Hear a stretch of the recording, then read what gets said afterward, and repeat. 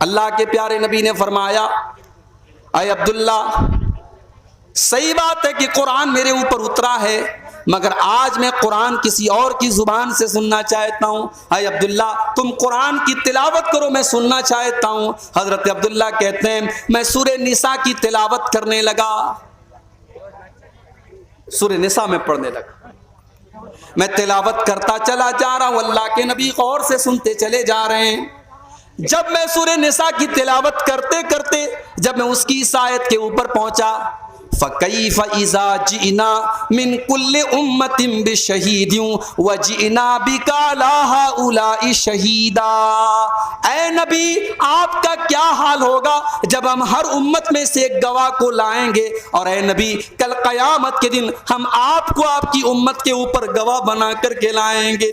اللہ کے نبی جب اس آیت کو سنتے ہیں آپ کو اپنی ذمہ داری کا احساس ہونے لگتا ہے، آپ کے دل میں یہ خیال آتا ہے کل قیامت کے دن میری امت کے بارے میں مجھ سے پوچھا جائے گا۔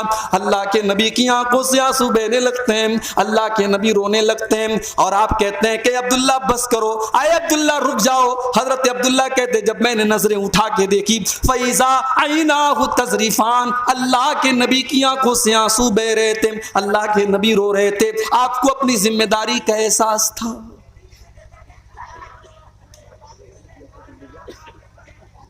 ہمارے نبی کو تو اپنی ذمہ داری کا احساس تھا، ہمیں اور آپ کو کب اپنی ذمہ داری کا احساس ہوگا میرے بھائی؟ بڑا دعویٰ ہے ہمیں نبی سے محبت کا، شاید پورنیہ کے اندر بھی 12 ربیع الاول کو جلوس نکلا ہوگا، شاید ارریہ کے اندر بھی کوئی جلوس نکلا ہوگا۔ ایک سال میں 12 ربیع الاول کے موقع پر مالدہ میں تھا، بڑا پورا کلیا چک اور پورا مالدہ کی سڑکیں بھری ہوئی تھی رسول کے عاشقوں سے، رسول کے چاہنے والوں سے۔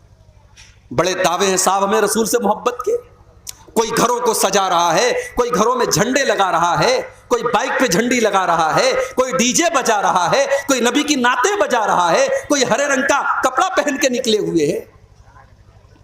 دعوے تو بڑے لمبے چوڑے ہیں نبی سے محبت کے، مگر نبی کا اخلاق کہاں ہے میرے بھائی؟ نبی کی سیرت کہاں ہے؟ نبی کا کردار کہاں ہے؟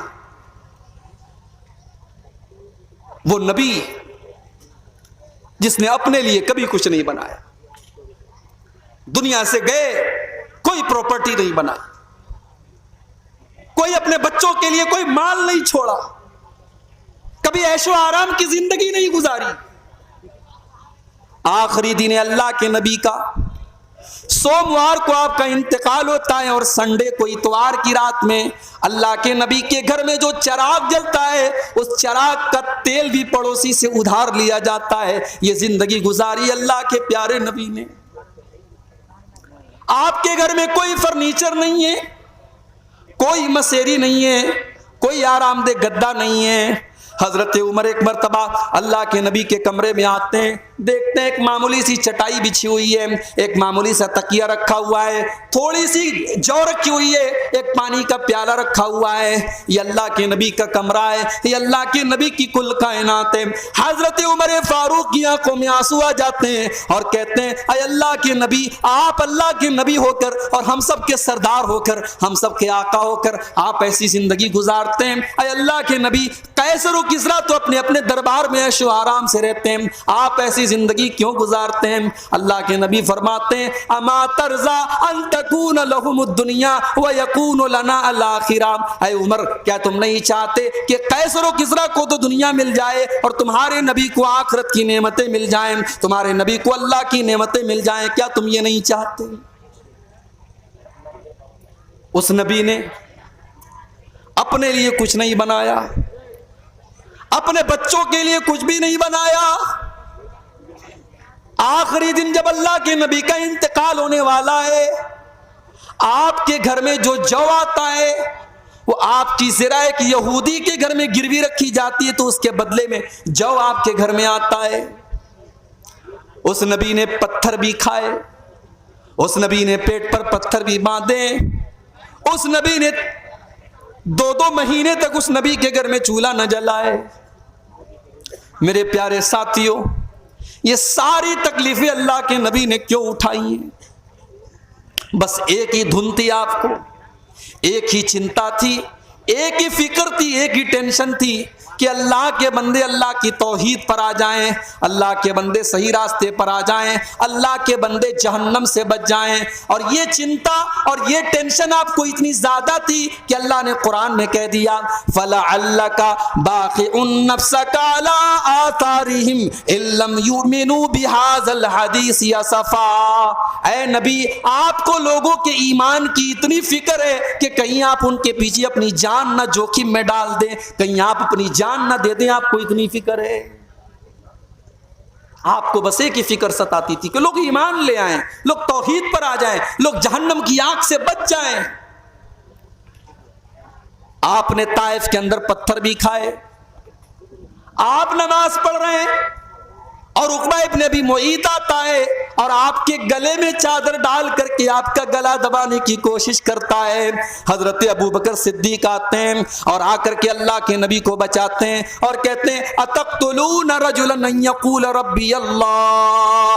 تم ایک انسان کو صرف اس لیے قتل کرنا چاہتے ہو کہ وہ اللہ کو اپنا رب کہتا ہے، وہ ایک اللہ کو اپنا رب کہتا ہے، تم اس لیے اس کو قتل کر دینا چاہتے ہو. نماز کی حالت میں آپ کے اوپر اونٹنی کی بچہ دانی لا کے رکھ دی گئی. آپ کے اوپر احد کے میدان میں ایسا حملہ کیا گیا کہ آپ کا چہرہ لہو لہان ہو گیا، آپ کے سر سے خون ٹپا ٹپ گر رہا تھا اور آپ کے دانت توڑ دیے گئے، آپ کو زہر دیا گیا، آپ کے اوپر پتھر گرا کر کے آپ کو جان سے مارنے کی کوشش کی گئی، آپ کو آپ کے وطن سے نکالا گیا. آپ کی زندگی میں آپ کی بیٹی کو ایسا حملہ کیا گیا آپ کی بیٹی کے اوپر کہ آپ کی بیٹی کا انتقال ہو گیا. میرے پیارے ساتھیوں، یہ سارے دکھ اللہ کے نبی نے کیوں اٹھائے؟ اللہ کے لیے اٹھائے، اللہ کے دین کے لیے اٹھائے، اللہ کی رضا کے لیے اٹھائے. ہم بھی تو اسی نبی کا کلمہ پڑھنے والے ہیں. ہمیں اپنی ذمہ داری کا احساس کب ہوگا؟ ہم اسلام کے لیے اور اپنے دین کے لیے کیا کر رہے ہیں؟ جلسہ کر رہے ہیں؟ بہت بڑا تیر مار لیا بھائی صاحب آپ نے، بڑی دور سے چل کے آپ آئے ہیں، آج چمنی بازار میں جلسہ ہے. مگر ذرا اپنے دلوں کو ٹٹولنا کہ کس مقصد کے لیے آئے. مقصد اگر یہ ہے کہ عبدالغفار صاحب آئیں گے، تقریر سنیں گے اور صبح آپس میں باتیں کریں گے صاحب تقریر کیسی تھی، اگر یہ مقصد تھا، یا بہت ساری ہماری عورتیں آئی ہیں کہ چلیں آج دیکھیں گے منیر الدین صاحب، ان کو دیکھیں گے آج وہ کیسے دکھنے میں لگتے ہیں، ان کو دیکھنا مقصد تھا، تو معاف کیجئے پھر آپ کا مقصد یہاں آنے کا گڑبڑ ہے. انما الاعمال بالنیات، بخاری کی پہلی حدیث ہے، عمل کا ثواب تو نیت کے حساب سے ملے گا. اگر نیت یہ ہے کہ جلسے میں جائیں گے 10 باتیں سنیں گے، چلو 10 پر نہیں 10 میں سے 2 بات پر عمل کر لیں گے، اپنی اصلاح کر لیں گے، اپنی کمیوں کو دور کریں گے، اگر یہ مقصد لے کر کے آئے تھے اور مدرسہ قمر العلوم کا تعاون کریں گے، اگر یہ مقصد لے کر کے آئے تھے تب تو ٹھیک ہے. اور اگر تفریح کرنا تھا، انٹرٹینمنٹ کرنا تھا، تو انٹرٹینمنٹ کرنے کے لیے تقریر میں آنا ضروری نہیں ہے. کوئی فلم دیکھ لو، کوئی ناچ گانا دیکھ لو، کوئی اور بےہودہ کام کر لو، اس میں انٹرٹینمنٹ ہو جائے گا.